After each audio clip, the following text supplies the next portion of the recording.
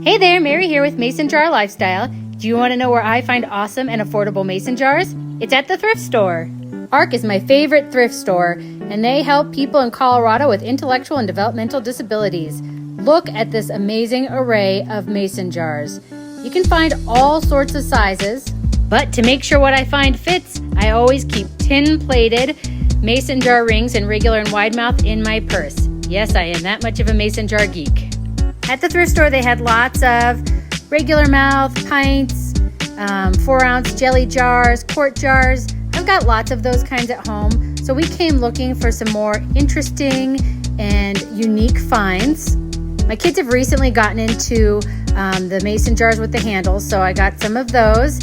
Found another really cool painted jar. Here's another one with a handle on it that the kids wanted.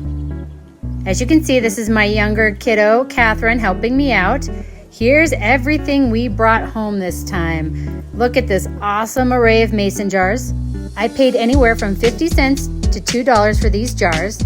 My thrift store has the worst price stickers in the universe. They never come off, so I always have to use tea tree oil and a scraper to get them off. After the stickers are off, I run them through the dishwasher, and then here they are.